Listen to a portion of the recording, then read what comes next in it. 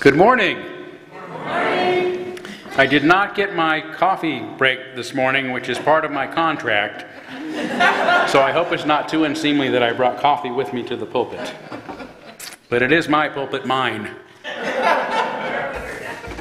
Where have you heard that before? Actually, I'm sort of the lay leader today more than anything. So, and I know lay leaders bring coffee all the time because I see it, so it's okay. Well, welcome to the Unitarian Universalist Church of Spokane, everyone. By the way, great to have the choir back. Yes. Yes, thank you. After a bit of a summer break, it's always wonderful to have you back in our services. So thank you, Deb. Thank you very much. And welcome to all of you to the Unitarian Universalist Church of Spokane, where our mission is to join together to create a nourishing, liberal religious home and to champion justice, diversity, and environmental stewardship in our wider world, or as we say in short, to create community, find meaning, and work for justice. I want to begin this morning by welcoming all that you bring with you to this space, all of your unique beliefs, your background, your lifestyle, your experiences, your differences, all that helps make you who you are. This includes those of you who are joining us in person in the room here today, including those who might be joining us more recently or for the first time. You're equally as welcome and appreciated. So welcome to one and all. Welcome to those of you who are streaming with us and Zooming with us this morning. Great to have all of you with us too. You're an important part of our community as we begin to envision what our church is within these sanctuary walls and beyond these sanctuary walls in our virtual sanctuary. So thank you so much for joining us from wherever you are. A couple of quick announcements. Well, just one quick announcement, really. If you will please mark your calendars for Sunday, October 23rd, for our Fall Harvest Dessert Potluck on Sunday following the second service, our 11 o'clock service. So understand the term potluck, which means you have to help make the dessert, and you get to help eat it. And you can also bring a sack lunch for yourselves or your family too if you want to do that at that time as well. But that sounds really delicious. So for those who are not as concerned about the health issues of glycated sugar in your blood system, just no. Actually, set all that aside for that day and enjoy some beautiful sweets made by friends. Okay, I do want to especially welcome those who are Zooming with us this morning. We have, this is kind of a historical day. For the first time in our church's history, we are going to have a guest speaker, Reverend Craig Moore, who is going to deliver our message this morning via Zoom. And so it's a new use of the technology for us, and we're looking forward to the wide door that you're helping us open today, Craig. I'm going to introduce Craig more in just a moment, but wanted to also greet those of you who are Zooming with us. So far, the Zoom service has only been going on during our first service. We get a lot of folks from more distant time zones it's easier for them to attend. And we don't have somebody to host the second service. And I want to begin by thanking Terry Anderson, who really was the catalyst for getting this going at our congregation. And Terry is the official host of the Zoom meeting. And he's decided to stick around, or actually agreed to stick around for our second service in order to host for Craig. It looks like we have some extra folks who are joining us as well today. So Terry, would you like to say a couple of words and maybe introduce the folks who are joining you? It looks like I'm one of them now that I look up there. But hi, Terry. Yes, you are. Well, Tom has joined us. I guess he normally attends in Spokane, but for some reason he's Zooming today, so that's nice. And John Smith is a good Unitarian from Vancouver, but he's looking a little blank right now, as you can see. So I'm not sure exactly where he was here for the first service and had some interesting comments afterwards. So I don't know whether John just forgot to hang up or not. But anyways, we didn't advertise this as being available, so it's not surprised it's a smaller number. But we had a record attendance this morning of 17 people on Zoom. So I think it's because we've got great speakers. Well, thank you so much. I would agree, especially our guest speaker today, whom I mentioned, is Reverend Craig Morrow. He is a graduate of the University of Chicago and Starr King School for the Ministry, one of our Unitarian schools. And he has lived and studied in India, Singapore, Thailand, the Netherlands, and Japan. He served in churches in California, Illinois, and the Pacific Northwest, including his most recent Y-East in UU in Portland, from which he recently retired. And he's a founding member of the Tri-Cities Interfaith Alliance in Washington, and he currently lives in Portland, Oregon. Craig's sermons are often informed, as you're going to find out, by readings in the original languages of religious texts, including Arabic, Hebrew, Tamil, and are known for blending scholarship with plain speech and a sense of humor. I know you're going to really enjoy his message coming up. And Craig has also been a supportive colleague and good friend of mine during these past 3 years. Prior to that, outside of bumping into each other, we really hadn't gotten to know each other very much. Craig was one of the first colleagues who really showed up with a very loud voice, a very public voice, a very bold voice in support of me after my controversial book offering my dissenting opinions about the direction our liberal religion is heading stirred up quite a bit of controversy. So I'm so happy that he's here, but am also indebted to him as a supportive colleague and friend. I don't have as many as I used to. So I appreciate all those that I do, and especially those who have I've come to enter into relationship with in response to some of the controversy around my existence. So Craig, would you like to introduce yourself a bit more than that? Sure. Yeah, as Todd said, we didn't really know each other. We weren't like old buddies linking arms. I just thought, what the heck is going on? Well, they're attacking this person, and did my best to try and encourage dialogue. I made some suggestions and tried to get them out to the colleagues, said, why don't we do this instead? Why don't we spend some time in reflection and then talk with each other? And there wasn't much interest in that approach. Yeah, as Todd said, this was we sort of fell into our friendship in the heat of battle. We're battlefield buddies. I'll also mention that the Tamil language is the language of Kamala Harris's mother. So that should be a point of interest. It's probably sounded like a funny word to most of you to hear that language mentioned, but it is the 13th most spoken language in the world, with about 80 million speakers.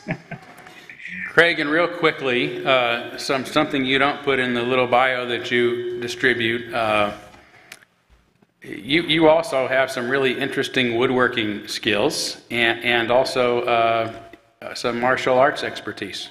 Thank you. Yeah, if you ever visit the Salem Church, you'll find a pulpit carving and some large frames and some wooden music stands. The first time I spoke in Salem, people said, what's the cabinet maker doing in the pulpit? That's how they'd known me. And then martial arts have been an important part of my life for many years. I do Chinese martial arts, which in a very meditative fashion, though I will mix it up on occasion with students who understand that you can't shake an old guy too much because my brain fits more loosely in my head now. Well, we're great to have such a polymath with us this morning, and we will accept you in your role as the good Reverend Craig Morrow for sure. So Great. Don't shake my head too much. Okay. We look forward to hearing from you more in a moment. But let's take a few moments now this morning at the start of the service, as is our tradition, to greet one another. Say hi to those that you look forward to seeing each Sunday. Make some new friends today. If you're joining us for the first time, please don't be shy.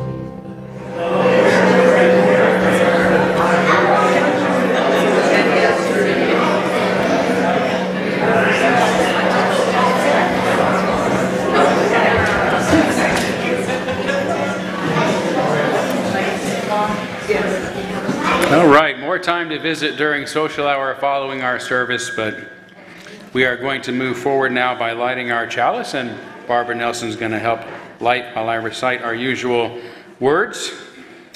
The chalice is the symbol of our faith, the symbol of our unity and our solidarity, of our openness and our inclusion, of our community and our individual uniqueness. May this small flame be our offering of warmth to those who are cold and alone, and a light to those in darkness.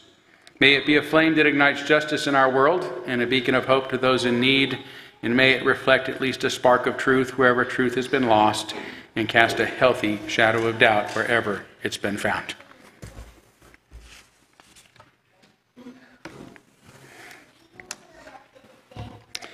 For our opening reflection today, I'm going to cite a brief paragraph by Salman Rushdie from his collection of essays in Imaginary Homelands in 1992.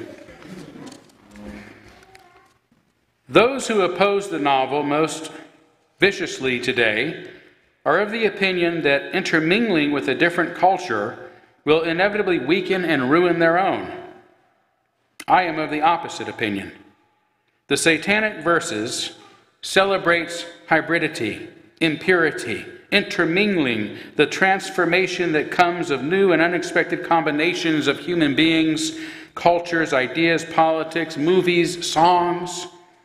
It rejoices in mongrelization and fears the absolutism of the pure.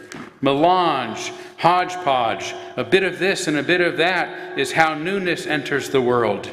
It is the great possibility that mass migration gives the world. The Satanic Verses is for change by fusion, change by conjoining. It is a love song for our mongrel selves.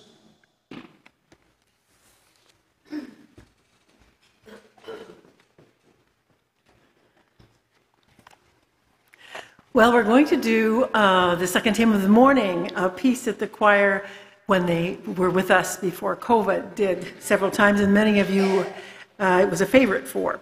Meditation on breathing. And it's easy to sing along, whether you're low voice or high. The low voices just say, breathe in, breathe out. The middle voices with the altos go, when I breathe in. All this will be on the screen. And then the higher voices come in too. So there's a part for everybody.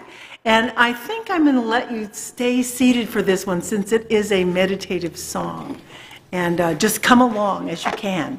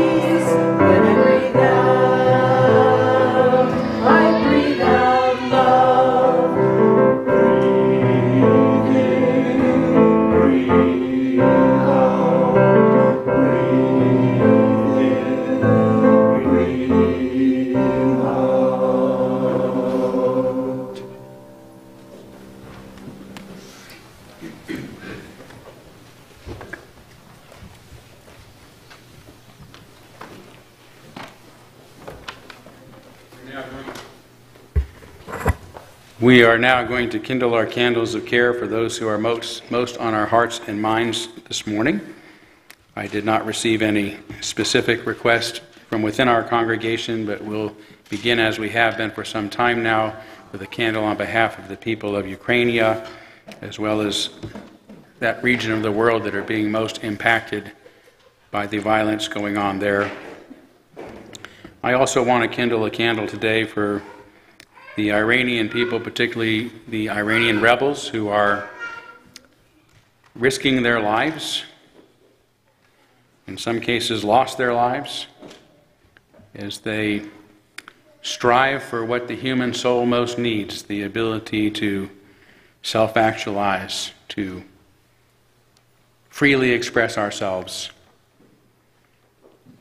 It's something that we're going to be focusing on a lot in this service, as we should, as Unitarians. So a candle for the people of Iran. And let's share a moment of silence, embracing others who are here or here in our hearts, and as always, you're welcome to name them aloud at this time if you'd like.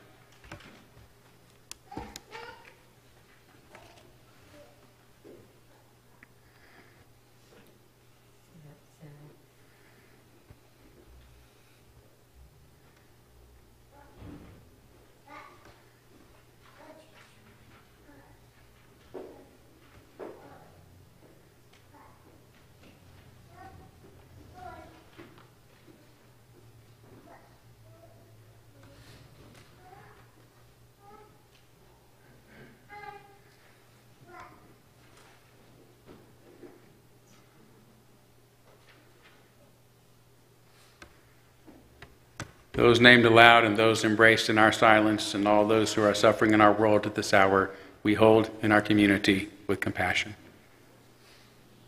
And we now gratefully give and receive this morning's offering, which helps sustain this community and our mission to the larger world.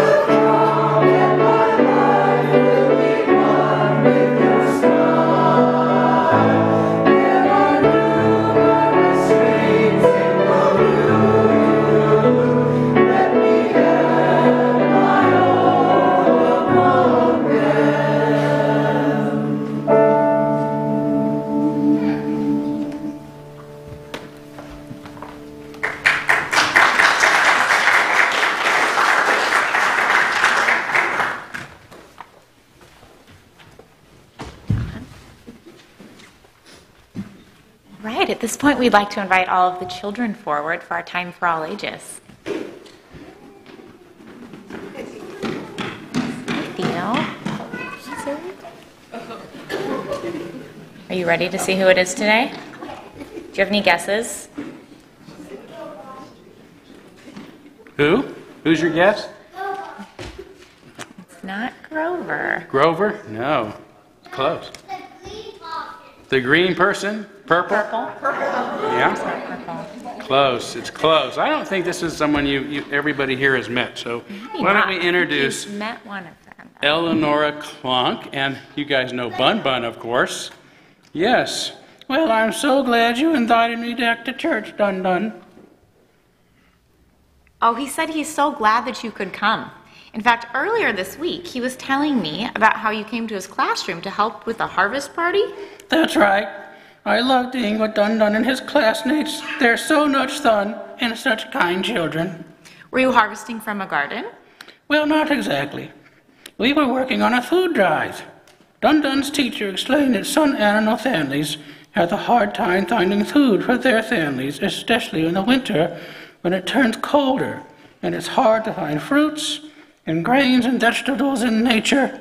So we all got extras and put them in a little free pantry outside the school. And you know what? That sounds like something we have in our church. A little free pantry that's stocked with food products that people who need it can take and eat. Because as Unitarian Universalists, we believe in helping our neighbors, right? Yes, the answer is yes. Yes. Yeah. It's not a trick question.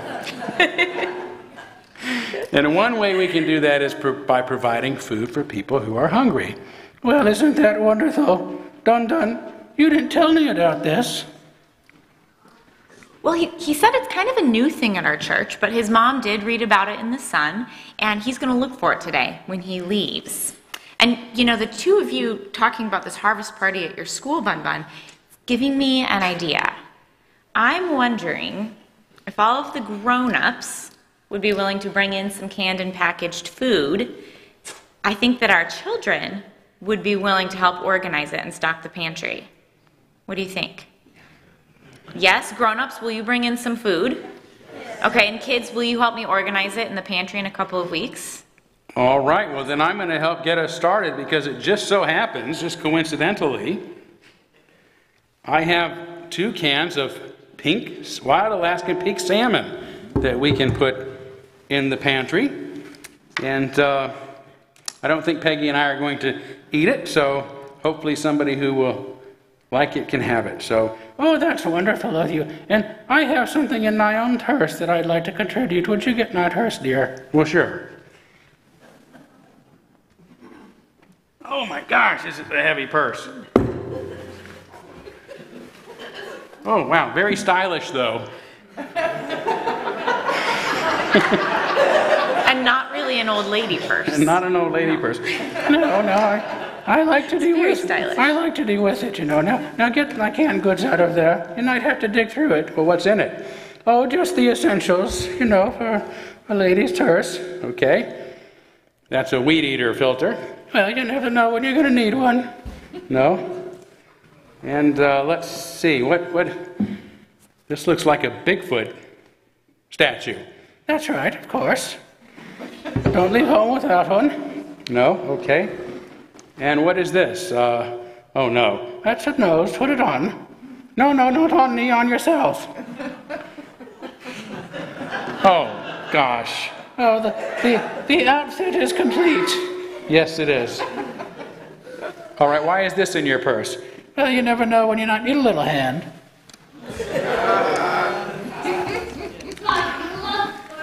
I do look funny in that. And what is this? Well, in case I have a bone to pick with somebody. Of course. I do look like a clown. And why do you have a big rock in your purse? Well, it ought to be as obvious as the nose on your face. Yeah, it is about as obvious as that. So I don't see any keys or a wallet in here. Well, I don't have room for everything. No, of course not. Ah, here it is. Yes, that's it. Some canned vegetables. Well, canned vegetables to go in the food Definitely. pantry. Thank you, Ella. You're very generous, and thanks for letting us dig into your very interesting but hip purse. Yes, thank you, Eleanor. I'm going to let you repack all of these, except for maybe the bone. Do you think that somebody might enjoy that bone for their dog? Oh, yes, they're very tasty. I think so. so. I'm told.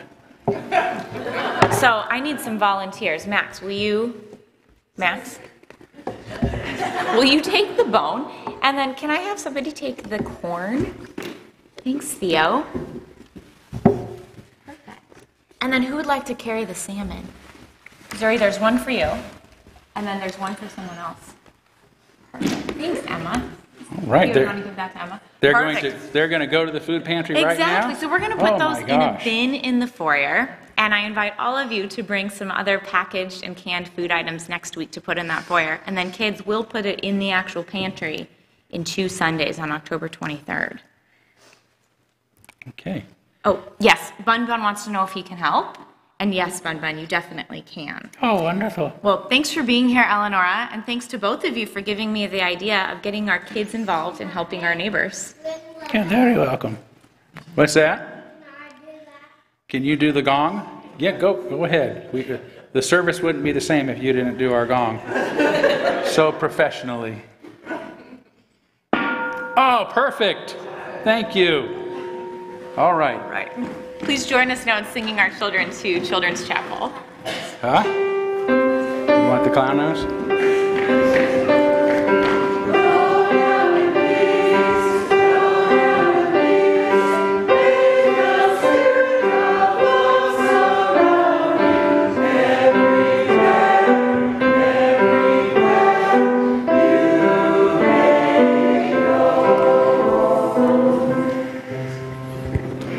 All right.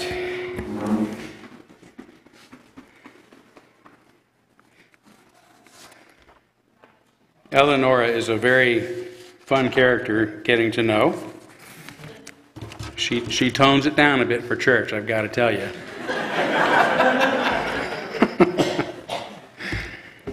Okay, for our meditation today, I'm going to offer a couple more sentences uttered by Salman Rushdie for you to reflect upon.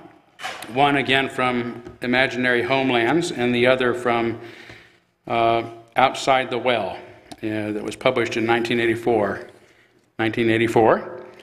in homage to George Orwell's essay, which was called Inside the Well. George Orwell was very pessimistic about authoritarianism, and Salman Rushdie has a bit of a different perspective about how we should respond to it. So he's not as hopeless as maybe Orwell's writings do. So that's the background. So first, from Imaginary Homelands.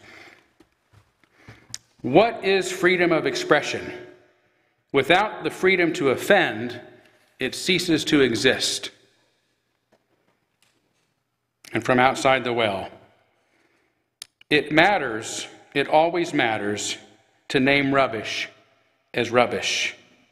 To do otherwise is to legitimize it.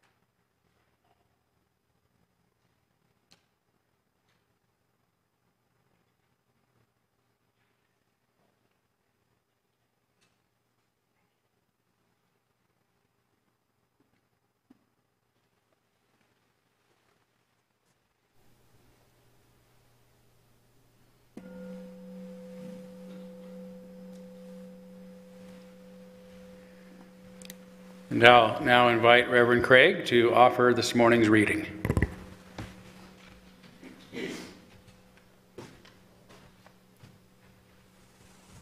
Continues to be one of the guiding beacons in our world, really. Well, Jalaluddin Rumi, another beacon in our world, was born in the year 1207 in a town in today's Tajikistan and died in 1273 in Konya, now in Turkey, has been the most popular poet in the United States since at least 2007. His poem, Come, Come, Whoever You Are, was set to music by my colleague Lynn Unger, and it's now one of our favorite hymns. And here's how it sounds in the original Persian, which you probably haven't heard before. Baza haranche hasti baza gar kafir u gabar u bult parasti baza in dargehe ma dargehe naumedi nist sadbar agar tobehe shikasti baza. Baza means come on, come on. An Iranian friend has told me that his dad used to say, come on, baza, baza. Rumi also wrote many prose essays, which are less familiar to us than his poetry. Here's a passage from one of them. In God's world, there is nothing more difficult than enduring the ridiculous. Suppose, for instance, you've read a certain book, corrected, amended, and fully vocalized it. Now, vocalize means to put the vowels in. Languages that use Arabic script, like Persian and Arabic, often write words as strings of consonants without the vowels. It's like seeing the letters S, N, G, and having to determine from context whether we're reading sing, sang, sung, or song. Okay, so you've gone through all this work of struggling sincerely with a book, and then someone sitting beside you reads that book all wrongly. Can you endure that? No, it's impossible. If, however, you've not read the book, it makes no difference to you whether the other person reads it wrongly or reads it right. You cannot distinguish wrong from right. So, enduring the ridiculous is a great discipline. Hence the title of my sermon. Well, a sense of humor can help you with this, but sometimes when people seem committed to misreading and misunderstanding what you write, or attacking you for what they say it says when they haven't even read it, a sense of humor can be difficult to maintain. I'll try to summon as much of mine as possible for the story that follows while we sing hymn number 188, or while the choir sings number 188, Come, come, whoever you are, Baza, baza, haranche hasti.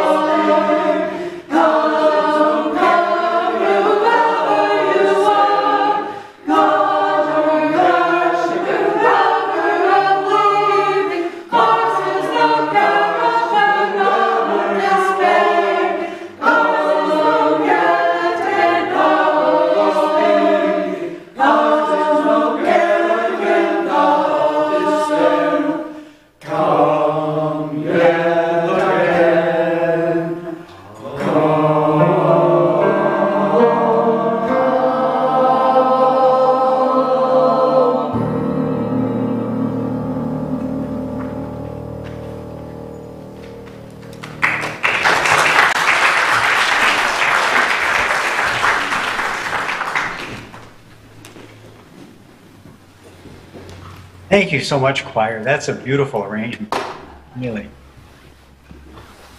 Well, a book fills the news. The whole world focuses on a single text with which few have read at all, let alone read it correctly. People demanding that it be banned worldwide or killed in a riot. There are more riots in more countries, more deaths almost every day. Then the head of a religious state who hasn't read the book issues a death threat against its author. Millions of dollars and a place in heaven are promised to whoever will kill him. Some bookstores remove the book from their shelves. 2 bookstores are bombed in Berkeley, California, home of the free speech movement. Soon, authors and free speech advocates also take to the streets with a sense of mission. all for a book and what it means to write one. What kind of book is this? It's a book of imagination, building on, drawing from, and playing with history and its fiction. It's a book, like most books, by an author. This author's name is Salman Rushdie. The book is called The Satanic Verses. The year is 1989. Supporters of free speech carry signs, or they wear buttons that say, "I am Salman Rushdie," to show support for both the author and this sacred freedom. 1400 years earlier, another book had filled the news. There were fewer kinds of media then: gossip, sarcastic poetry, catcalls, whispers, but the controversy sparked by this book dominated them all. The book and its readers were detested by those who claimed that it was wrong, bad, insulting. It harmed them by simply existing, whether they read it or not. Death threats were also made against the man most closely associated with it and against his supporters. They suffered economic sanctions, social bans, and cancellations. What kind of book was this one? It's a book believed to have no human author.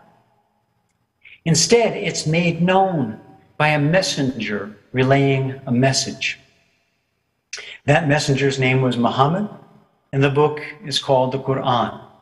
The Quran is not Muhammad's book. For Islam, its words are not words inspired by God, but God's own exact words, holy speech. Every sentence, every word. The prophet simply shares his holy speech with the people. Muslims believe that God spoke his messages to the archangel Gabriel, who next spoke them to Muhammad, who then spoke them to the world. So here's the chain of transmission: God, angel, prophet, people. Straightforward.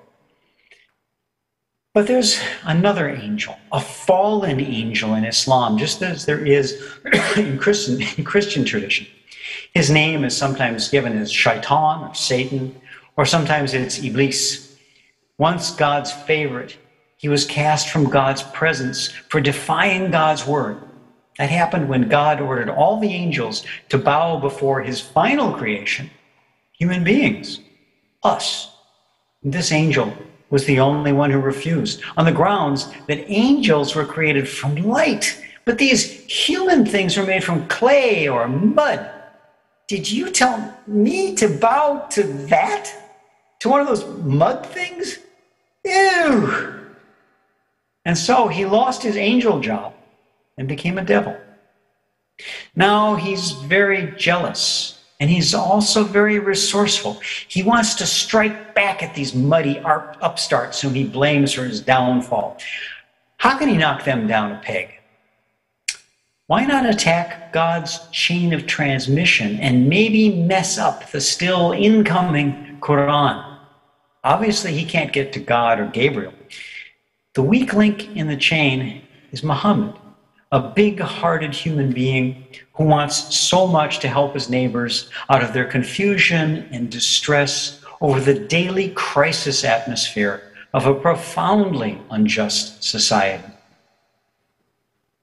As a former angel himself, Satan is able to speak words that sound like Gabriel's. So, speaking once more in his old angel accent, he slips some new verses to the prophet.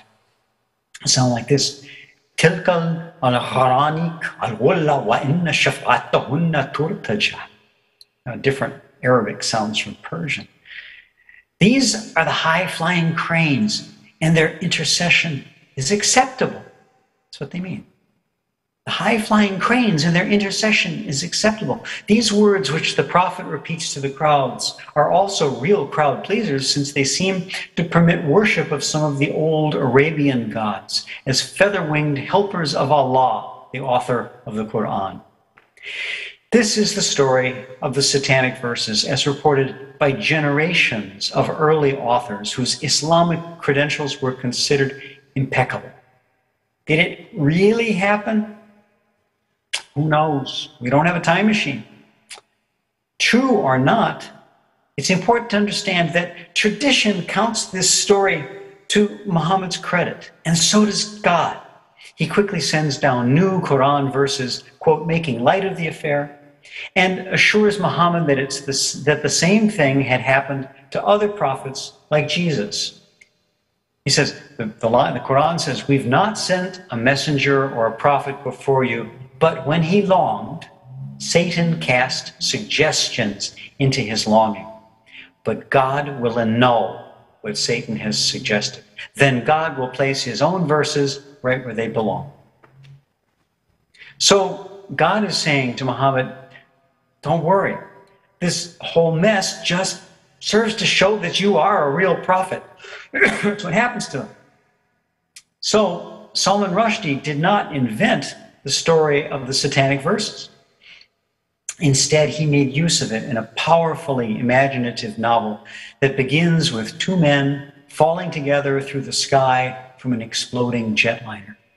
As they fall, they have conversations, they have arguments. One of these characters will become more and more deranged as the story progresses. He will murder the woman he loves, then at last take his own life. The scenes in the novel which draw from the traditional story of the satanic verses, in fact, all of the passages in the book that were deemed offensive, take place in this sick man's mind. It's a difficult book to read. But if you conclude that such a tortured character's delusions are the book's real message, then, to use Rumi's words, you've read it all wrongly. If you insist on your conclusion and do so without having read the book at all, then, to use Rumi's words again, you are being ridiculous. Unfortunately, being ridiculous never seems to stop anyone from also being violent. In 1990, Salman Rushdie looked back at a year of reactions to the book, including the fatwa pronounced against him by the Ayatollah Khomeini. I did everything that I could, using literary devices, to make clear to any reader that I was not attempting to falsify history, but to allow fiction to take off from history. The use of dreams was intended to say the point is not whether this is really supposed to be Muhammad or whether the satanic verses incident really happened.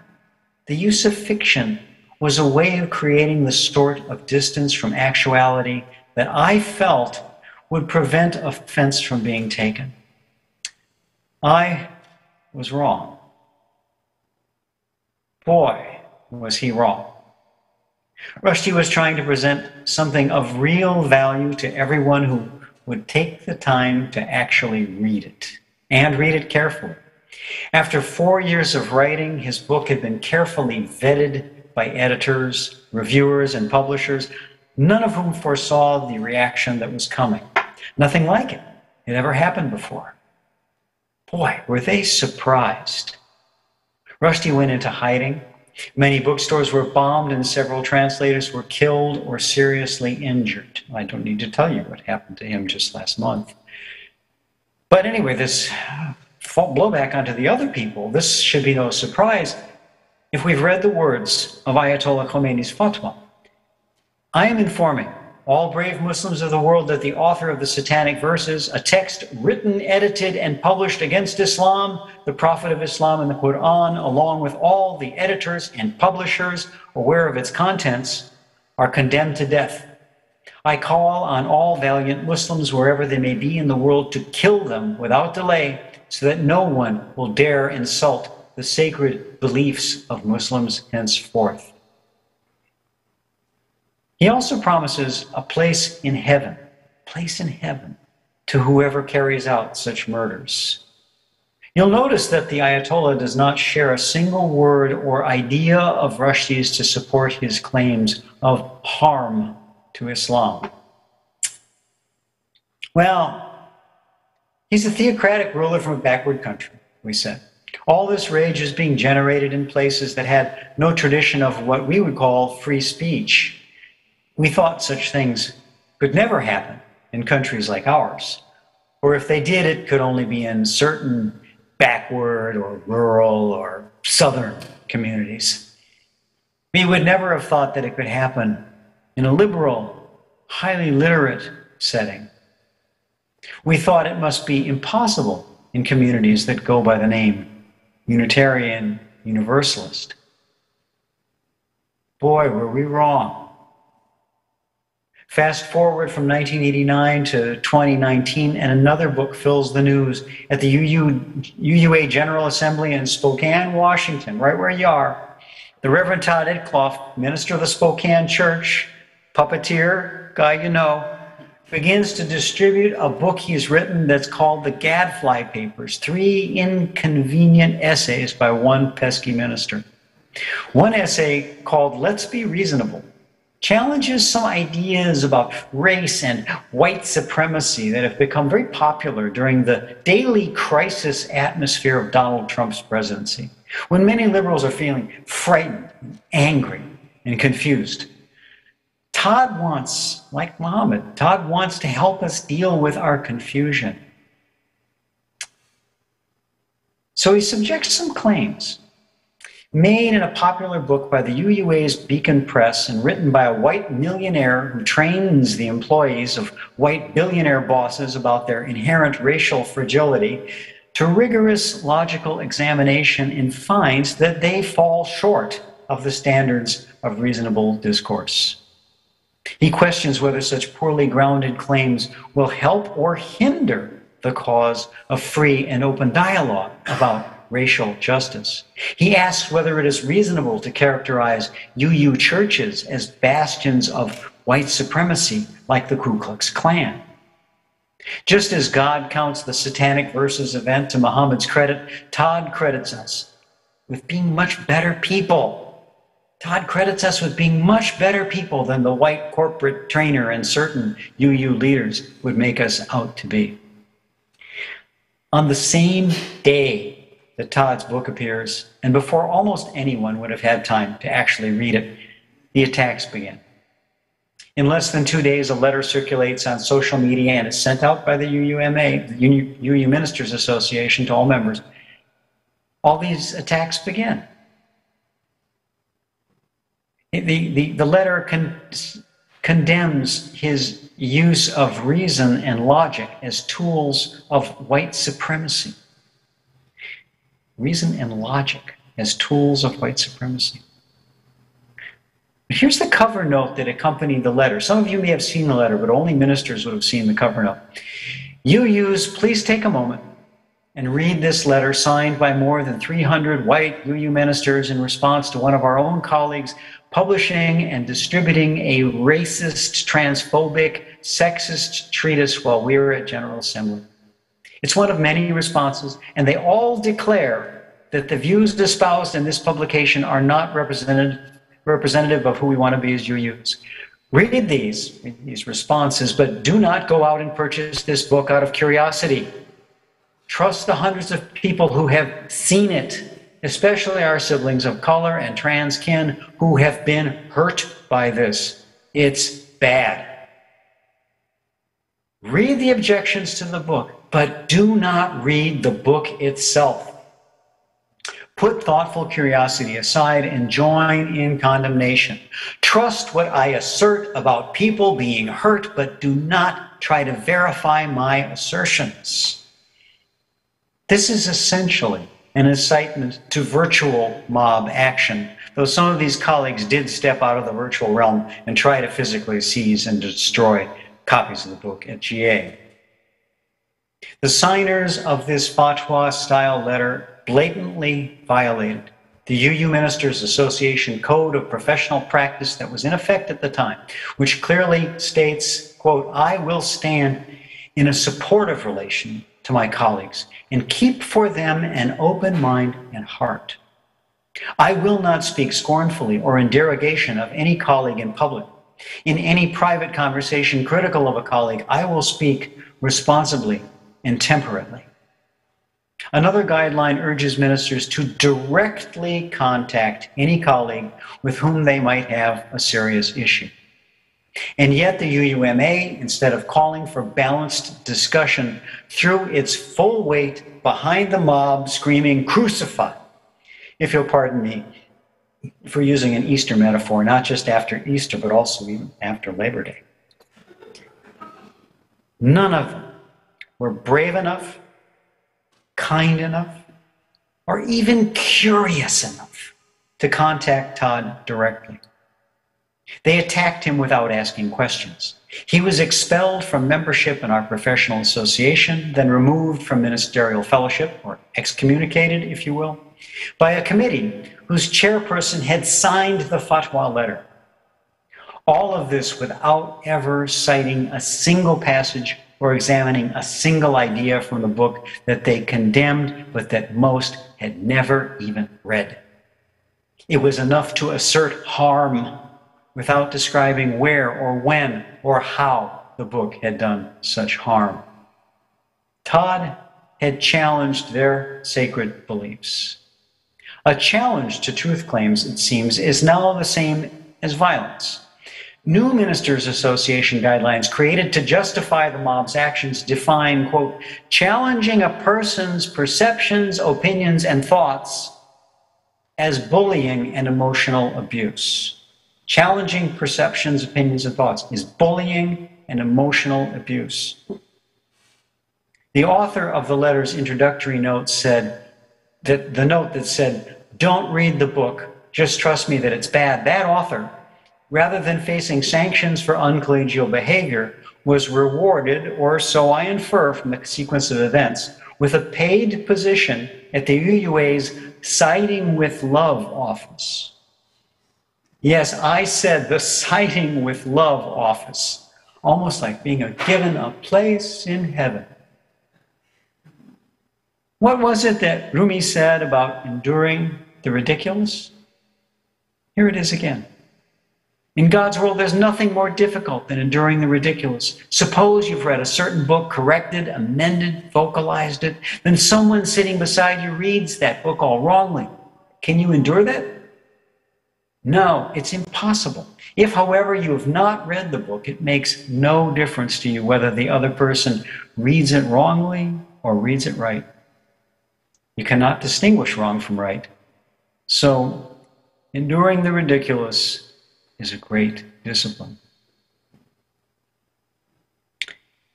If it's ridiculous to make assertions about a book that you have read carelessly, how much more ridiculous it is to attack an author for a book that you haven't read at all.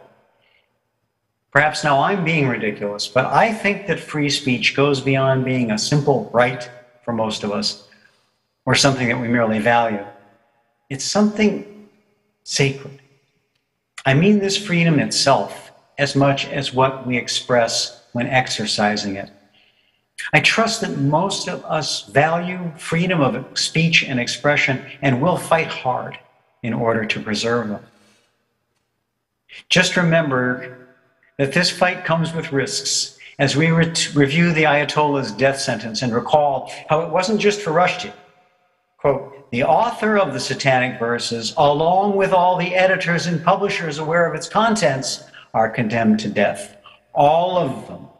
Everyone who helps bring a book to readers or readers to a book. That's the way these Ayatollahs are. Dealing out death, whether it's professional or physical, so deathly certain that they're the ones who are siding with the only sacred beliefs that are truly righteous and holy. Shortly after the Gadfly papers came out and the fatwas came raining down, many colleagues rallied to Todd's defense. Remember that there are roughly 1,800 UU ministers total, most of whom did not sign the letter that the good Reverend Side with Love had circulated. They've tried to create this impression that most ministers agreed with. That's not the case. We called for dialogue, for patience and restraint, and I think we also spoke for love. Not just siding with him, but trying to actually practice it. For that, we were accused of complicity with racism, homophobia, etc., etc., etc. When a group of us at last resigned in protest from our professional organizations, some of our colleagues banned us from speaking again in their pulpits. I had just signed a contract to speak to a neighboring congregation where I'd been invited many times, over 20 years, and I'd already written the sermon. Then just before my visit, I was told that my talk had been canceled. The contract be damned. Later, 2 former ministers of the congregation that I served until retiring this summer posted online messages implying that those of us who resigned from the UUMA opposed racial justice and promising that we would not be allowed to attend future collegial events or to use the colleagues' chat line to post about things like best practices for hiring an administrator or how to use Zoom. I responded, sending them contact information for our worship committee, my church, and an invitation to please come visit us again when they could. What these ministers have done is shameful, and I won't name them here because I still follow our old collegial guidelines, the ones that were rational, the ones that were kind. People, UUs have never acted like this before, canceling, censoring, and punishing each other for differences of approach or opinion. It's just not who we are. We're supposed to represent the best parts of religion, not the worst ones, like dividing people between the children of God who deserve heaven even when they commit murder, and the children of Satan who deserve hell even when they do their best to tell the truth. For the past 3 years, I've seen UU values turned upside down and backwards. I stood outside GA this year with Todd and others wearing one button that said, "I am Salman Rushdie," and one that said, "I am Todd Eckloff." I also wore what I always wear when I preach, a badge that says, "Reverend Craig Morrow." I wore it ridiculously upside down, like flags are flown upside down only as signs of extreme distress and danger. 1 year after his world turned upside down, Salman Rushdie wrote, "I feel as if I've been plunged like Alice into the world beyond the looking glass, where nonsense is the only available sense. Please understand, however, I make no complaint. I am a writer. I do not accept my condition. I will strive to change it, but I inhabit it, trying to learn from it. Our lives teach us who we are."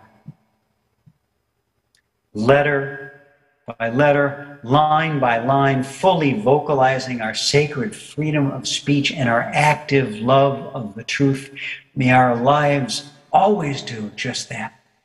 Teach us who we are, right here, right now, and in all the days to come. So may it be.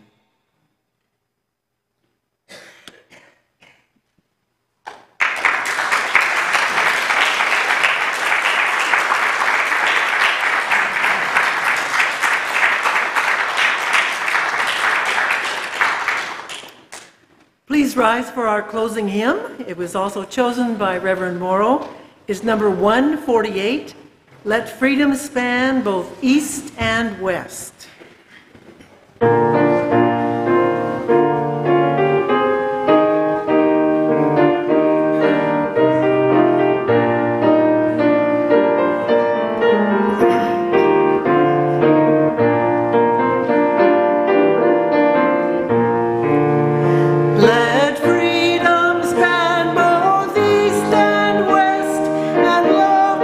South and north, in universal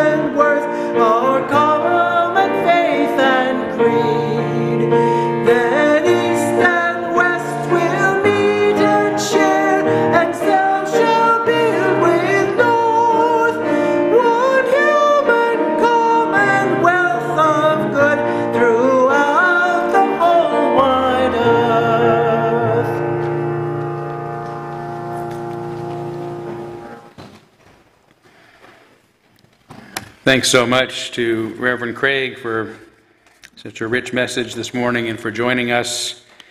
I'm going to set up my laptop up here after the service for those who might want to come and say a word or two to him while he's still on Zoom. If he's still on Zoom with us, I think he is. It's been a long day for him, though, so he won't be on there for long. But for our closing benediction, I'm going to cite one more sentence from Salman Rushdie in his 1993 talk with David Frost. I do not envy people who think they have a complete explanation of the world, for the simple reason that they are obviously wrong.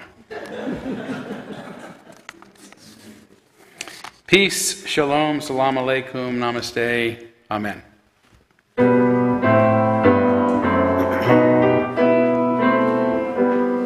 Shalom.